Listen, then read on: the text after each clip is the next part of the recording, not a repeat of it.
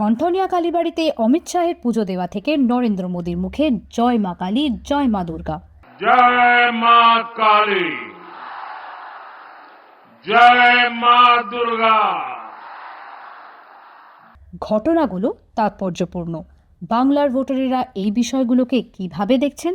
আমাদের বাংলা সংস্কৃতি এমনিতেই তলানিতে ঠেকেছে, তার মধ্যে একটা অবাঙালি প্রভাব আমাদের এখানে চলে আসছে দীর্ঘদিন। বাঙালির সেই মেরুদণ্ড আজ প্রায় ভেঙে পড়তে চলেছে। তাহলে সারা ভারতবর্ষে বিজেপি আছে, ভাবছে না, মানুষের কথা ভাবছে না।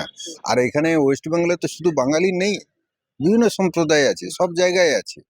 তাহলে যে দলটা সারা ভারতবর্ষ রাজত্ব করছে, এখানে বাঙালি অবাঙালির প্রশ্ন তো আমি করতে চাই না। বিজেপি সর্বভারতীয় দল হিসেবে যারা এখানে আসছেন, মানে সর্বভারতীয় নেতা নেত্রীরা যারা এখানে আসছেন, তাদের বাঙালি সংস্কৃতি সম্বন্ধে কোনো আইডিয়া নেই। কোনোদিনই পারবে না, কারণ যারা আমাদের প্রবাসে আছে তাদেরই তো বাংলা কথা বললে দেখছি তো কি করছে। সুতরাং ওরা যে আমাদের আপন করে নেবে সেটাও নয়, যে ওরা যেন একটা বাইরের লোক, আমাদের বাংলার ওরা নয়। আমাদের বাংলায় আসুক, আমি তো অন্তত আমার পক্ষ থেকে কোনোভাবেই চাইছি না। ফলো করুন আনন্দবাজার.com।